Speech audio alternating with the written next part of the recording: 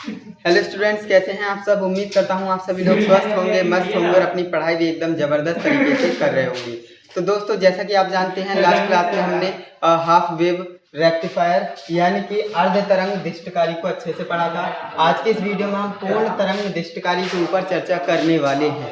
और दोस्तों, आपकी जानकारी के लिए बताते चलें, आज के इस वीडियो में हम प्रैक्टिकली समझने वाले हैं। ये आप देख सकते हैं, ये हमारे पास क्या है, ट्रांसफार्मर है। और ये जो आप देख सकते हैं, ये डायोड लगे हुए हैं, ये रेजिस्टेंस है। तो सारी चीज़ें आज प्रैक्टिकल होंगी, है ना। कोई हवा में बातें नहीं होने वाली है ना। सारी चीज़ें आपको लाइव का जो प्रैक्टिकली होती है ना, प्रैक्टिकल लाइफ में कैसे यूज़ होता है, वो सारी चीज़ें हम आपको बताएंगे। और दोस्तों, ये टॉपिक सिर्फ आपके बोर्ड एग्जाम तक सीमित नहीं है। ये टॉपिक आप जब इंजीनियरिंग फील्ड में जाएंगे या फिर 12th के बाद कोई टेक्निकल कोर्स करेंगे, तब भी आपको इन चीज़ों से सामना करना पड़ेगा। तो क्यों ना हम इन चीज़ों को अभी से समझते हुए चलें, जिससे कि हमें ये सारी चीज़ें अभी से क्लियर होगी तो हम आगे और अच्छे से समझ पाएंगे। तो इसलिए आप इस वीडियो को एंड तक जरूर देखना, और आपको देखना भी पड़ेगा, क्योंकि ये जो टॉपिक है ना, बोर्ड परीक्षा में पूरे 5 नंबर में पूछा जाता है। अगर न्यूमेरिकल नहीं लगाएगा तो 3 नंबर में पूछेगा, अदरवाइज जो है ये 5 नंबर का टॉपिक है। तो क्यों ना इसे हम अच्छे से समझ लें, जिससे कि हमारे 5 नंबर पूरे क्लियर हो जाएं। तो चलिए दोस्तों, आज की इस वीडियो को आप कंप्लीट देखेंगे ना, तो मैं 100% गारंटीड कहता हूँ कि ये टॉपिक आपके दिमाग में घुस जाने वाला है। ओके, तो चलिए दोस्तों शुरू करते हैं। देखिए, सबसे पहले हमें समझना होगा कि भाई पीएन संधि डायोड क्या होता है ना। पीएन संधि डायोड आखिर क्या होता है। तो मैंने ये चीज़ आपको बताई भी थी लास्ट क्लास में, एक बार दोबारा से बता देता हूँ। ये आपका एक डायोड होता है ना, डायोड का सिंबल है, लेकिन इसे पीएन संधि क्यों कहते हैं। देखिए, पीएन जंक्शन डायोड क्यों कहते हैं, क्योंकि ये जो आप ट्रायंगल की तरह देख रहे हैं ना, ये जो आप ट्रायंगल की तरह देख रहे हैं, इसे हम पी टाइप्ड क्रिस्टल कहते हैं। पी टाइप्ड क्रिस्टल यानी कि पॉजिटिव, है ना, पॉजिटिव। और ये जो आप डंडा देख रहे हो ना, इसे हम नेगेटिव कहते हैं, या फिर नेगेटिव जो आपका एन टाइप्ड क्रिस्टल इसे बोला जाता है। तो इसलिए हम इसे क्या कहते हैं, पीएन संधि डायोड कहते हैं। आई होप इतना आपको अच्छे से क्लियर होगा। तो ये हमारा क्या हो जाता है, पीएन संधि डायोड। क्लियर है, बिल्कुल। पीएन संधि डायोड के बारे में आपने अच्छे से जान लिया। ठीक, अब हम बात करते हैं कि इसमें एक लाइन और आगे लिखिए, पीएन संधि डायोड और ये पूर्ण तरंग दिष्टकारी। आखिर ये पूर्ण तरंग दिष्टकारी क्या है ना, इसके ऊपर चर्चा कर लेते हैं, क्योंकि एक एक पॉइंट को हम समझते हुए चलेंगे ना, तो ये टॉपिक हमें बिल्कुल हलवा लगने वाला है। अब देखिए, ये होता क्या है, पूर्ण तरंग दिष्टकारी। 2 तरह के दिष्टकारी होते हैं, मैंने आपको बताया, अर्ध तरंग दिष्टकारी और पूर्ण तरंग दिष्टकारी। अर्ध तरंग दिष्टकारी सिर्फ एक प्रकार का होता है, लेकिन जो आपका पूर्ण तरंग दिष्टकारी होता है, ये 2 प्रकार का होता है। एक आपका होता है जो आपका सेंट्रल टेप्ड जो दिष्टकारी होता है, सेंट्रल टेप्ड रेक्टिफायर जिसे हम कहते हैं, और एक आपका होता है ब्रिज रेक्टिफायर। लेकिन आपको ब्रिज रेक्टिफायर नहीं पढ़ना है, क्योंकि वो 12th के सिलेबस में नहीं है। आपको सिर्फ सेंट्रल टेप्ड जो आपका रेक्टिफायर होता है वो आपको पढ़ना है। जब आप आगे की पढ़ाई करेंगे तो आपको जो है ब्रिज रेक्टिफायर भी पढ़ना पड़ेगा। और हालांकि जो आपका फुल वेव रेक्टिफायर है, यही ज़्यादातर यूज़ में आता है। जो हाफ वेव रेक्टिफायर है वो ज़्यादातर यूज़ में नहीं आता है नॉर्मली, है ना। तो मैंने आपको बता दिया। अब इसका रीज़न भी आगे आपको मैं वीडियो में बताने वाला हूँ। तो इतनी बात आपको क्लियर है कि ये डायोड क्या होता है ना, और मैंने आपको बताया पूर्ण तरंग दिष्टकारी क्या होता है। एक बात आपको और बताते चले। देखिए, आपने एक बात मैंने आपको बताई थी, ये आपका क्या है, ट्रांसफार्मर है ना, टीएस है। आप जानते हैं कि भाई हमें इसे क्या देते हैं, एसी करंट। और आप इस मिथ में मत रहना कि हमें डीसी करंट मिल जाएगा, क्योंकि कई स्टूडेंट्स क्या सोचते हैं, भैया एसी करंट देंगे ट्रांसफार्मर को तो वो हमें डीसी करंट दे देगा कन्वर्ट करके। लेकिन ये सबसे गलत जो है आपने सोच रखा है। ऐसा बिल्कुल भी पॉसिबल नहीं है, ऐसा होता ही नहीं है। क्यों? क्योंकि जो आपका ट्रांसफार्मर होता है वो म्यूचुअल इंडक्शन के जो प्रिंसिपल है उस पर वर्क करता है, यानी कि जो अन्योन प्रेरण का सिद्धांत होता है उस पर वर्क करता है। लेकिन जो आपका डीसी में कन्वर्ट बिल्कुल नहीं करेगा। क्यों? क्योंकि इसका रीजन मैं आपको बताता हूँ। ये जो है एसी को एसी में ही रहने देता है। क्या बोल रहा हूँ मैं, ये एसी को एसी में ही रखता है, लेकिन जो आपका करंट का जो वैल्यू होगा है ना, उसे कम कर देगा या बढ़ा देगा। क्योंकि ट्रांसफार्मर 2 तरह के होते हैं। कौन कौन से? स्टेप अप और स्टेप डाउन। हालांकि और भी प्रकार के होते हैं, लेकिन जो हमारे करंट किसके धारा के मान के हिसाब से बोले, यानी जो हम बोलना चाहते हैं कि इसका जो है, एक ट्रांसफार्मर होता है जो धारा के मान को बढ़ा देगा, और एक ट्रांसफार्मर होता है धारा के मान को घटा देगा। तो स्टेप अप क्या करता है, वोल्टेज को बढ़ा देता है, और स्टेप डाउन क्या करता है, वोल्टेज को घटा देता है। लेकिन ट्रांसफार्मर हमेशा एसी करंट को एसी में ही रखता है, कभी भी डीसी नहीं बनाता है। इस बात का आप ध्यान रखेंगे, है ना। अब मैं ये बताऊंगा कि ट्रांसफार्मर से हम डीसी लेते कैसे हैं, तो फिर, है ना, क्योंकि आपने तो यही पढ़ा था कि मतलब ट्रांसफार्मर से हम डीसी सप्लाई लेते हैं। कैसे लेते हैं? तो देखिए, एसी हमें मिलती है, और अगर हम यहाँ पर किसका, डायोड का इस्तेमाल कर लें तो हमें क्या मिल जाती है, डीसी सप्लाई मिल जाती है। तो इसमें मेन जो आपका चीज़ है, मेन पॉइंट आपका क्या है इसमें, ये आपका हो जाता है डायोड। अगर डायोड ही ना हो, अगर आप सोचिए, अगर यहाँ पर डायोड ही ना लगाएं तो डीसी में चेंज नहीं होगा, और डीसी में चेंज नहीं होगा तो हम जो हमारे इंस्ट्रूमेंट्स हैं, उपकरण हैं, उन्हें हम यूज़ नहीं कर पाएंगे। तो यानी कि डायोड कितना ज़्यादा इंपॉर्टेंट है। तो आप समझिए, जो आपके चार्जर है ना, जिसमें आप मोबाइल चार्ज करते हो, जिससे आप मोबाइल चार्ज करते हो, वो चार्जर जो होता है ना, आपने देखा होगा, आपने AC सप्लाई में लगा दिया चार्जर, उसके बाद एक डाटा केबल आती है, उसे आप अपने मोबाइल में लगाते हो तो आपका फ़ोन चार्ज होने लगता है। क्योंकि लेकिन कभी आपने ये सोचा कि ऐसा क्यों होता है? तो ऐसा इसलिए होता है कि देखिए, पहले के टाइम में क्या होता था, पहले के टाइम में ऐसे चार्जर आते थे कि उन्हें मतलब AC करंट दोगे तो वो DC में मतलब चार्ज तो कर देंगे, है ना, DC करंट देकर आपके फ़ोन को चार्ज कर देंगे। लेकिन होता क्या है, अगर लाइट कट गई है ना, लाइट कट गई तो होता क्या है, इनमें जो है रिवर्स हो जाती है। यानी कि लाइट कटने के बाद जो आपकी चार्जिंग मोबाइल में गई है वो वापस आने लगती है। यानी कि इस तरह से तो करंट चूसने लगता है एक तरह से, है ना। तो ये होता था। ऐसा क्यों होता था? क्योंकि इसमें जो है डायोड का इस्तेमाल नहीं किया जाता था पहले के टाइम में, है ना। लेकिन जो डायोड का आविष्कार हो गया है ना, हालांकि आविष्कार हो गया होगा लेकिन जो है सोचा नहीं होगा। लेकिन इसके बाद जब सोचा था तो जो है डायोड लगाना शुरू कर दिए। इससे होता क्या है, एक बात आपको और बता दूं, ये सारा कुछ मैं बेसिक बता रहा हूँ, है ना। देखिए, डायोड में होता क्या है, एक बात ध्यान रखना, डायोड हमेशा एक ही डायरेक्शन में करंट को फ्लो करता है, दोनों डायरेक्शन में करंट का फ्लो नहीं करता है। यानी कि एक तरह से हम डायोड को क्या कह सकते हैं भैया, स्विच, है ना, स्विच कह सकते हैं। यानी कि मतलब इसे हम जो है स्विच इसलिए कह सकते हैं क्योंकि एक तरफ से धारा जा रही है और एक तरफ से नहीं, यानी कि बंद कर देता है, रोक देता है ना। तो इतनी बात आपको क्लियर है अच्छे से। तो मैंने आपको बता दिया, धारा का एक ही तरफ से जो है फ्लो करता है। इतना सारा मैंने क्यों बताया, है ना, इतना सारा मैंने क्यों बताया, क्योंकि ये जो है आपका क्या है, बेसिक है। और अगर एक बार आपका बेसिक क्लियर हो जाता है ना, अगर आपका एक बार बेसिक क्लियर हो जाता है तो आप अच्छे से चीज़ों को समझ पाते हैं। चलिए अब मैं इसे रख कर देता हूँ। ये सारी चीज़ें आपने अच्छे से पढ़ ली होंगी, है ना। मैंने आपको बता दिया संधि डायोड क्या होता है और ये पूर्ण तरंग दृष्टिकारी क्या होता है ना। और अब हम सीखने वाले हैं कि इसकी कार्यविधि और बनावट, है ना, ये सारी चीज़ें हम डिस्कस करने वाले हैं। अब मैं इस टॉपिक को शुरू कर रहा हूँ। अभी तक तो मैंने सिर्फ आपको बेसिक बताया, एक पॉइंट और बचा है, वो मैं अभी वीडियो में आगे आपको बताता चलूँगा। देखिए, सबसे पहले आपको ये चीज़ समझना है, ये मैंने क्या लिखा है ना, पूर्ण तरंग दृष्टिकारी वह उपकरण है, यानी कि पूर्ण तरंग दृष्टिकारी वह उपकरण है, वह इंस्ट्रूमेंट है जो प्रत्यावर्ती धारा का पूर्ण भाग का दृष्टिकरण करता है। अब इसमें मैंने ऐसा क्यों बोला पूर्ण भाग, है ना, पूर्ण भाग इसलिए बोला क्योंकि आप जानते हैं जो आपका करंट होता है, जो आपका करंट होता है, AC करंट की बात कर रहे हैं हम, है ना। AC करंट होता है, आप जानते हैं किस तरह से चलता है भाई, साइन वेव की फॉर्म में चलता है, इस तरह से, है ना, इस तरह से चलता है। अब ये भी आप जानते हैं भाई, ऊपर जा रहा है तो ऊपर में क्या होगा, पॉजिटिव होगा, नीचे आता है तो नेगेटिव होता है, और जो बीच में रहता है तो जीरो हो जाता है ना। क्लियर है। अब देखिए, ये ऊपर जाएगा तो पॉजिटिव, नीचे आएगा तो नेगेटिव। आपको मैंने जब हाफ वेव रेक्टिफायर पढ़ाया था, यानी कि अर्ध तरंग दृष्टिकारी पढ़ाया था, तो मैंने उसमें आपको बताया था कि ये सिर्फ अर्ध तरंग पे काम करेगा, यानी कि मतलब आधी वेव ही लेगा, है ना, आधी वेव पर ही काम करेगा। लेकिन जो आपका पूर्ण तरंग दृष्टिकारी होता है, ये आपकी पूरी वेव काउंट करता है ना, पूरी वेव को लेता है। ये नीचे वाली जो है ना, इसे भी लेगा, लेकिन ये नीचे नहीं बल्कि ऊपर हो जाएगी, है ना, ऊपर हो जाएगी। तो मैं आपको इसका जो है डिफरेंस क्रिएट करके बताऊंगा कि फुल वेव और हाफ वेव में क्या अंतर होता है, वो सारी चीज़ें मैं आपको बताऊंगा। तो इतनी बात आपको क्लियर है कि धारा का जो है पूर्ण भाग का दृष्टिकरण करता है। ओके, ये सारी चीज़ें आपको क्लियर है अच्छे से। अब हम आ जाते हैं डायग्राम पर, है ना। अब हम आ जाते हैं डायग्राम पर, क्योंकि डायग्राम मैंने आपको क्लियर कर दिए तो ये सारी थ्योरी जो है आप ऑटोमेटिक लिख लेंगे, है ना। देखिए, अब मैं डायोड पर जो आपका हमारा डायग्राम है उस पर हम चर्चा करने वाले हैं। तो यहाँ पर आप देखेंगे भाई, प्रत्यावर्ती निवेशी वोल्टेज, प्रत्यावर्ती निवेशी वोल्टेज, इसका क्या मतलब होता है?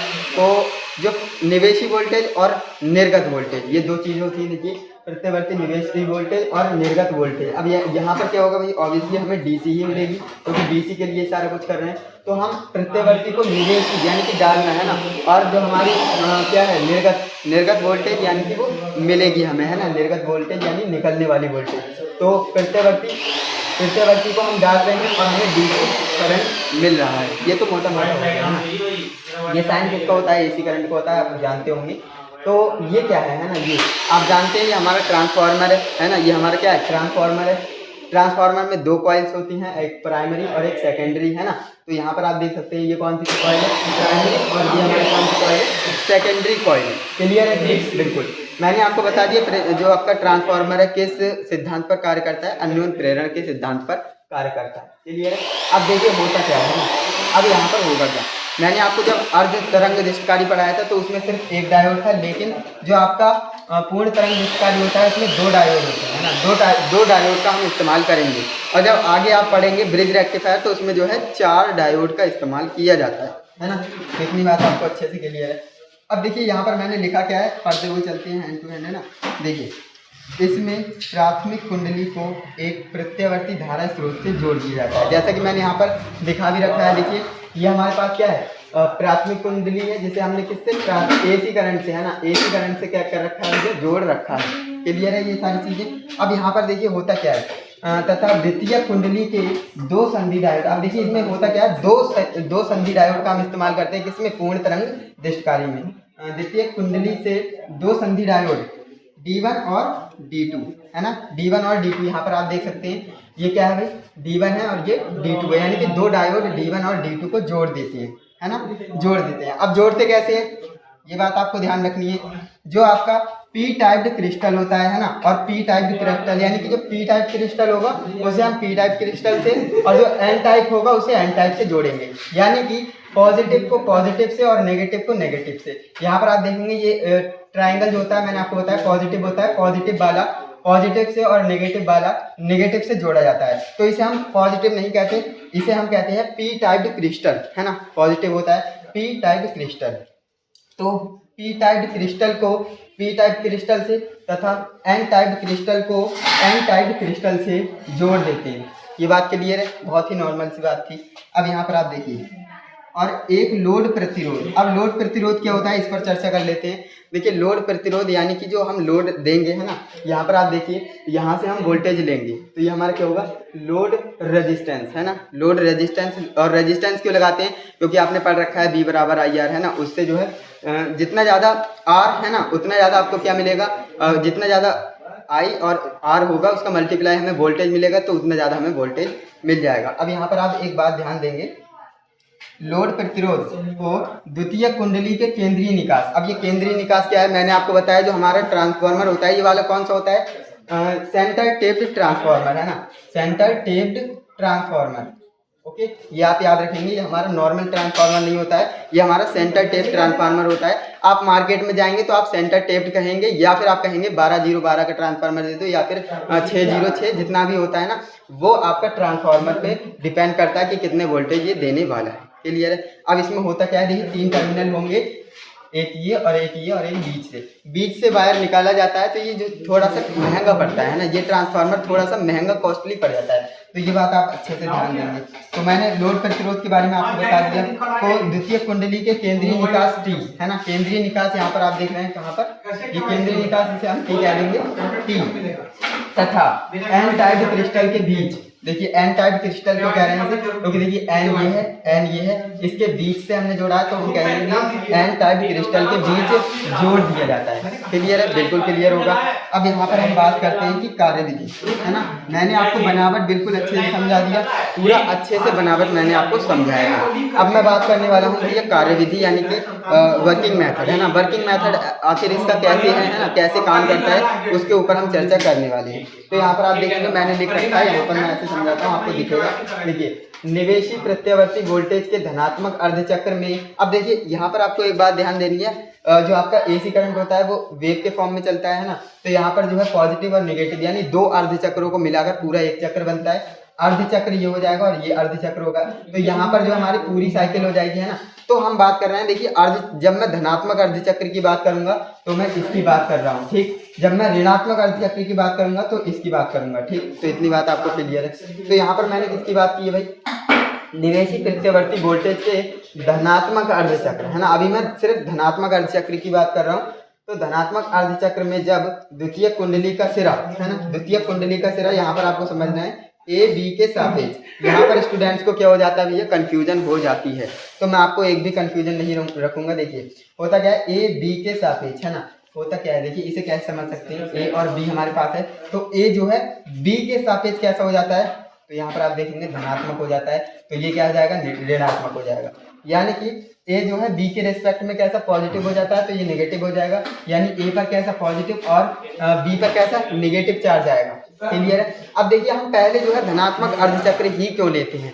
काफ़ी स्टूडेंट्स ये जो है आपके दिमाग में ये डाउट आना चाहिए, अगर नहीं आता है तो आप अच्छे से नहीं पढ़ते हो, डीपली नहीं पढ़ते हो चीज़ों को। अगर आप सोच रहे हो कि पहले हमने जो है यहाँ पर धनात्मक अर्धचक्र की ही बात क्यों की, हम ऋणात्मक अर्धचक्र की बात क्यों नहीं की, तो यहाँ पर मैं आपका डाउट क्लियर कर दूँ। देखिए जो हमारी वेव फॉर्म होती है वो इस तरह से चलती है ना, जीरो से चलेगी और बढ़ेगी, ऊपर जाएगी, फिर नीचे माइनस में जाएगी, है ना। तो वेव फॉर्म इस तरह से चलती है, ऐसा तो है नहीं यहाँ से चलेगी वेव फॉर्म, है ना। तो यहाँ से चलती है, इसलिए पहले पॉजिटिव वाला लिया जाता है, उसके बाद नेगेटिव वाला लिया जाता है। तो ये काफ़ी डीपली चीज़ें हैं, अगर आप डीपली पढ़ते हो तो काफ़ी इंटरेस्ट आता है। अब देखिए ए बी के सापेक्ष कैसा हो जाता है, धनात्मक हो जाता है ना, धनात्मक हो जाता है। तो ऐसे में होगा क्या, है ना, तो इस कंडीशन में क्या होगा, जो आपका D1 है ना, डायोड दो है हमारे पास, तो हमने नाम दे दिया D1 और D2। तो D1 जो है ना, D1 क्या करेगा, अग्र अभिनत। अब देखिए डायोड हमारे कितने दो जो है तरह के होते हैं, कैसा, अग्र अभिनत और पश्च अभिनत। अब देखिए ये मैं आपको क्लियर कर देता हूँ कि अग्र अभिनत और पश्च अभिनत में क्या अंतर है ना। ये आपके पास क्या है, डायोड है, ये मैंने क्या बना दी, बैटरी बना दी है ना, ये पॉजिटिव ये नेगेटिव, और ये क्या है, ये P है और ये N है, ठीक। यहाँ पर भी मैं क्या करता हूँ, एक डायोड बना देता हूँ और यहाँ पर अब की बार मैं बैटरी को उल्टा करके लगा दूंगा, ठीक। ये हमारा कैसा है, P और N, और यहाँ पर जो पॉजिटिव हो जाएगी, यहाँ पर नेगेटिव। देखिए अग्र अभिनत और पश्च अभिनत, इसे हम अग्र दिश्यक और पश्च दिश्यक भी कहते हैं, ठीक है। अब यहाँ पर मैं बात करने वाला हूँ कि इसमें से हम पहचानेंगे कैसे कि अग्र अभिनत की स्थिति में कब होगा, पश्च अभिनत की स्थिति में कब होगा, है ना। तो उसके ऊपर हम चर्चा कर रहे हैं। देखिए ध्यान देंगे, जब भी पॉजिटिव देखिए यहाँ पर पॉजिटिव से कनेक्ट है ना, नेगेटिव से कनेक्ट है, जब भी ऐसा होगा तो फॉरवर्ड वाइज की स्थिति होगी। क्या बोल रहा हूँ, फॉरवर्ड वाइज। अब ये फॉरवर्ड वाइज क्या होता है, तो ये होता है अग्र अभिनत, है ना, अग्र अभिनत, क्लियर है। और जो आपका क्या होता है, एक होता है रिवर्स वाइज, है ना, रिवर्स वाइज। तो यहाँ पर मैं लिख देता हूँ रिवर्स वाइज, इसे हम क्या कहते हैं, पश्च अभिनत, ओके, पश्च अभिनत। यहाँ पर आप ध्यान देंगे, मैं इंग्लिश भी बताते हुए चलता हूँ, क्योंकि इंग्लिश में आपको काफ़ी सारी टर्म्स को समझना पड़ता है, क्योंकि जब आगे आप पढ़ाई करेंगे तो ज़्यादातर कोर्सेज क्या है, इंग्लिश में है, तो आपको जो है इंग्लिश से तो सामना करना ही पड़ेगा। अब यहाँ पर आप देखिए P जो है इससे नेगेटिव से, यानी पॉजिटिव नेगेटिव से कनेक्ट है और नेगेटिव पॉजिटिव से कनेक्ट है। भाई ये तो कंडीशन पलट गई है ना, ये तो मतलब बिल्कुल मैच ही नहीं कर रहा है। तो ऐसे में क्या होगा कि डायोड में से धारा प्रवाहित नहीं होगी। क्या बोल रहा हूँ मैं, धारा प्रवाह नहीं होगी, क्यों, क्योंकि ये रिवर्स वाइज है, यानी पश्च अभिनत है। और जब हमारा फॉरवर्ड वाइज होता है, यानी अग्र अभिनत होता है, तो इसमें से करंट फ्लो होगा, डायोड में से करंट फ्लो होगा, क्योंकि पॉजिटिव से पॉजिटिव और नेगेटिव से नेगेटिव कनेक्ट है, इसलिए इसमें डायोड में से जो है करंट का फ्लो होगा। क्लियर है इतनी बात। अब यहाँ पर मैंने ये टर्म बोली है, तो मैंने देखिए इतने डीप में समझा दी जिससे कि स्टूडेंट्स को एक भी डाउट ना हो, है ना, इतना सा डाउट ना हो। देखिए मैंने बोला, यहाँ पर आपको समझाता हूँ। देखिए धनात्मक होता है तो संधि डायोड है ना, D1 की बात कर रहे हैं, है ना, दो डायोड है यहाँ पर आप देखेंगे, एक D1 है और एक D2। मैं D1 की बात कर रहा हूँ, तो D1 में क्या होता है, देखिए D1 क्या करता क्या है, अग्र अभिनत की स्थिति में होता है ना, अग्र अभिनत की स्थिति में होता है। अब क्यों होता है समझते हैं। देखिए D1 अग्र अभिनत यानी फॉरवर्ड वाइज की स्थिति में क्यों है, इसके ऊपर चर्चा करते हैं। तो देखिए इसमें से करंट आएगा और पॉजिटिव कौन है आपका, ए पॉजिटिव है, बी नेगेटिव है। तो पॉजिटिव वाला पॉजिटिव से है, देखिए ध्यान से देखिए, पॉजिटिव वाला पॉजिटिव से है, नेगेटिव वाला नेगेटिव से है।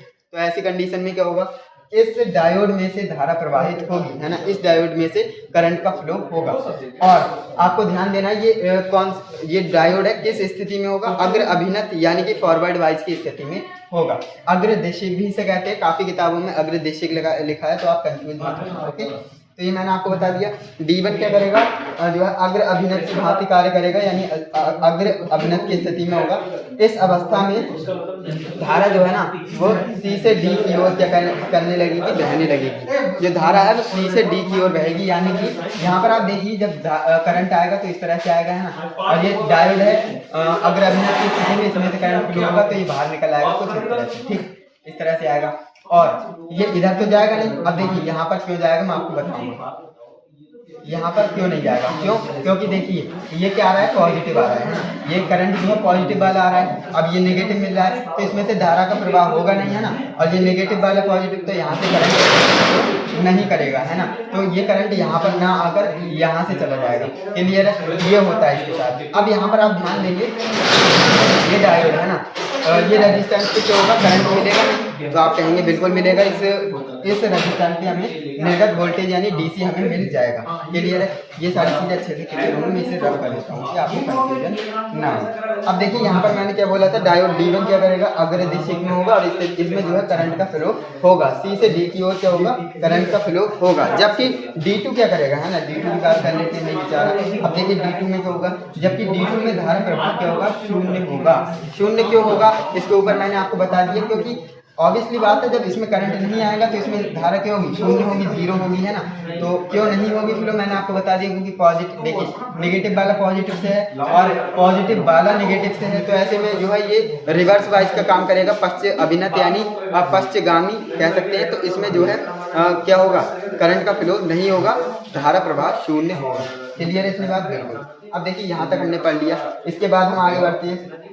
इसी प्रकार ऋणात्मक अर्धचक्र में, अब देखिए अब हम ऋणात्मक अर्धचक्र की बात कर रहे हैं। मैंने आपको बता दिया, अभी हमने धनात्मक अर्धचक्र की बात करी, अब हम ऋणात्मक अर्धचक्र की बात करेंगे। तो इसमें क्या होगा, है ना, इसमें क्या होगा, टर्मिनल चेंज हो जाएंगे, पॉजिटिव नेगेटिव और नेगेटिव पॉजिटिव हो जाएगा। कैसे होगा देखिए, जब इसी प्रकार जब ऋणात्मक अर्धचक्र में जब सिरा, है ना, सिरा देखिए ए बी के सापेक्ष कैसा हो जाता है, ऋणात्मक हो जाता है ना, ए बी के सापेक्ष अब की बार कैसा होगा, ऋणात्मक होगा, यानी कि ए बी के सापेक्ष, है ना, ए बी के सापेक्ष कैसा होगा, ऋणात्मक, तो ये पॉजिटिव हो जाएगा, यानी ए नेगेटिव और बी पॉजिटिव। तो यहाँ पर आप देखेंगे ए आपका कैसा हो जाएगा, नेगेटिव हो जाएगा, और ये आपका क्या, पॉजिटिव हो जाएगा। तो ऐसी स्थिति में आप थोड़ा सा दिमाग लगाएंगे क्या, अब देखिए पॉजिटिव है, सॉरी नेगेटिव है, नेगेटिव वाला पॉजिटिव से, है ना, और पॉजिटिव वाला नेगेटिव से, है ना, तो ये तो बिल्कुल मैच नहीं हो रहा है। तो ऐसे में होगा क्या, जो आपको ऊपर वाला क्या है, डायोड है, ये रिवर्स वाइज में आ जाएगा, यानी इसमें से धारा प्रवाह शून्य होगा, धारा का प्रवाह नहीं होगा। क्लियर है? अब देखिए इसमें हम आ जाते हैं D2 में, तो इसमें देखिए पॉजिटिव वाला पॉजिटिव से और नेगेटिव वाला नेगेटिव, पॉजिटिव वाला पॉजिटिव से, नेगेटिव वाला नेगेटिव से, अर्थात इसमें धारा का प्रवाह होगा, यानी कि D2 डायोड में से करंट का फ्लो होगा। क्यों होगा, क्योंकि ये फॉरवर्ड वाइज की स्थिति में, यानी कि अग्रगामी की स्थिति में है ना, अग्र अभिनत की स्थिति में है। क्लियर है? अब इतनी बात मैं आपको समझाना चाहता था। देखिए D2 में क्या होगा, अग्र अभिनत की स्थिति में होगा, तो होगा क्या, जो D2 है आपका वो कैसा होगा, पश्च अभिनत की स्थिति में होगा, है ना। तो ऐसे में होगा क्या, इस अवस्था में जो है डायोड D1 में धारा का प्रवाह शून्य होगा, क्योंकि मैंने आपको बता दिया।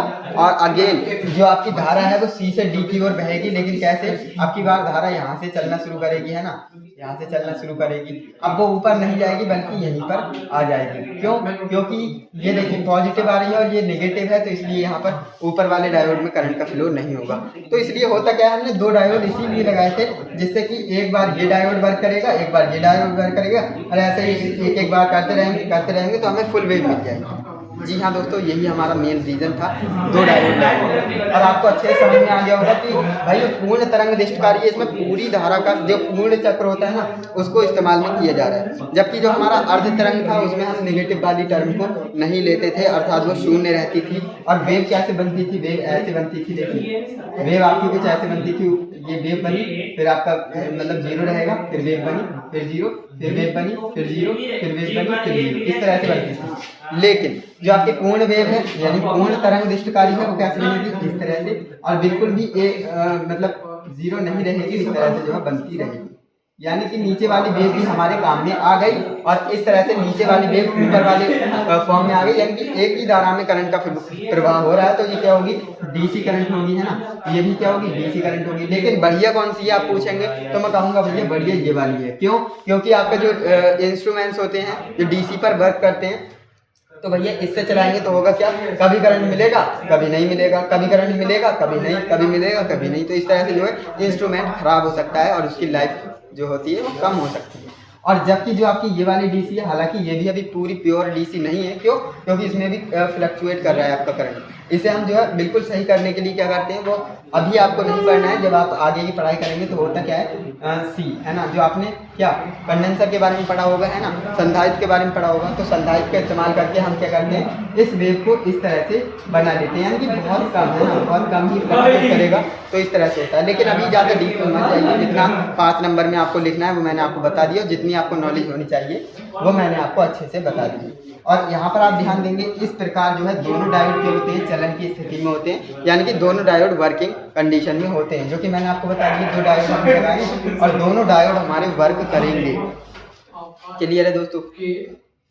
तो इतनी देर तक मैंने जो है आपको ये टॉपिक पढ़ाया, हालांकि 20 से ऊपर मिनट की जो है वीडियो बन गई होगी, ऐसा मेरा मानना है। तो ये टॉपिक मैंने आपको क्लियर करके दे दिया अच्छे से, है ना। यहाँ पर आपको 1% का भी डाउट नहीं होगा, है ना। मैंने आपको हर एक पॉइंट को, हर चीज़ को बिल्कुल अच्छे से समझाया है। वीडियो अगर आपको अच्छी लगी तो वीडियो को लाइक कीजिएगा, चैनल पे नए हो तो सब्सक्राइब कर लेना और बेल आइकन को जरूर दबाना, क्योंकि हम जो है नई वीडियो डालते हैं तभी आपको नोटिफिकेशन मिलती है जब आप बेल आइकन को दबाते हैं। तो इस वीडियो को लाइक ज़रूर कीजिएगा। देखिए लाइक करने के लिए हम क्यों कहते हैं, लाइक का हमें कोई पैसा नहीं मिलता है, बल्कि लाइक करने से वीडियो का इंगेजमेंट बढ़ता है, जिससे कि और भी स्टूडेंट्स तक ये वीडियो जाएगी और वो भी सीख पाएंगे, इस चीज़ का फ़ायदा उठा पाएंगे, है ना। तो इसलिए आप इस वीडियो को लाइक कीजिएगा, अपने दोस्तों के साथ शेयर कर सकते हैं, जो भी आपके स्कूल के ग्रुप हैं उसमें आप इस वीडियो को शेयर कर सकते हैं। बाकी मैंने आपको सारी चीज़ें बताई हैं, अगर फिर भी आपका कोई डाउट है तो आपको करना क्या है, कमेंट कर सकते हैं ना, कमेंट कर सकते हैं, मैं आपके कमेंट का आंसर कर दूंगा।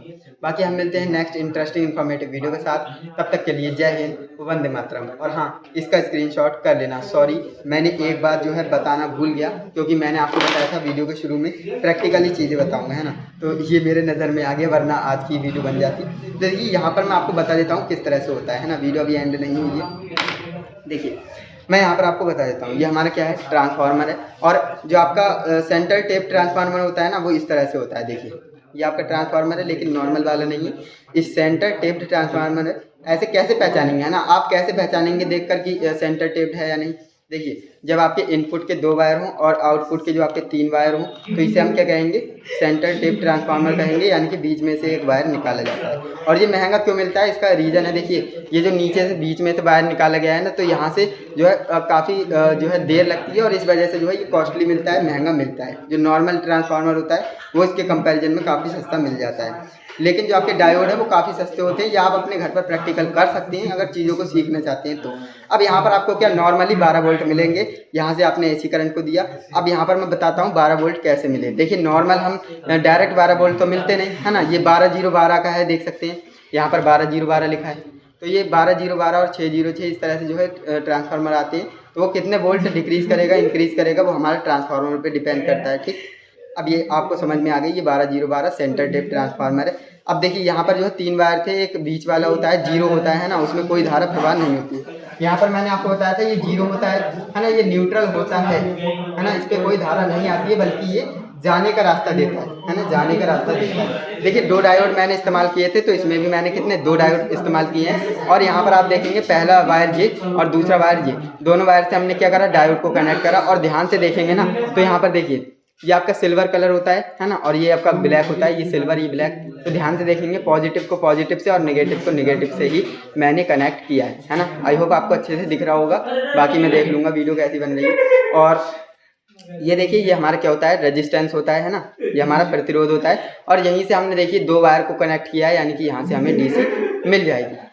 तो आई होप आपको मैंने अच्छे से समझा पाया होऊंगा। अगर वीडियो अच्छे से नहीं बनी होगी ये वाली, है ना, तो मैं करूँगा क्या, सिर्फ ये प्रैक्टिकल के ऊपर है ना वीडियो ले आऊँगा, जो कि 5 से 10 मिनट की वीडियो होगी, मैं आपको समझा दूँगा अच्छे से, है ना। क्योंकि देखिए प्रैक्टिकल चीज़ें समझते हैं तो काफ़ी मज़ा आता है पढ़ने में, है ना, और इस तरह से ही आपको पढ़ना है। क्योंकि 12th आपने अब हो ही चुका, क्योंकि अब आपकी बोर्ड परीक्षा आ चुकी है ना। तो 12th के बाद अब जो है आप कोई ना कोई टेक्निकल कोर्स करेंगे या फिर इंजीनियरिंग करेंगे, तब भी आपको ये चीज़ें पढ़नी। ओके, तो चलिए दोस्तों आज के लिए बस इतना ही। मिलते हैं नेक्स्ट इंटरेस्टिंग इन्फॉर्मेटिव वीडियो के साथ, तब तक के लिए जय हिंद, वंदे मातरम। और हाँ, इसका स्क्रीनशॉट ज़रूर कर लेना, काम आएगा।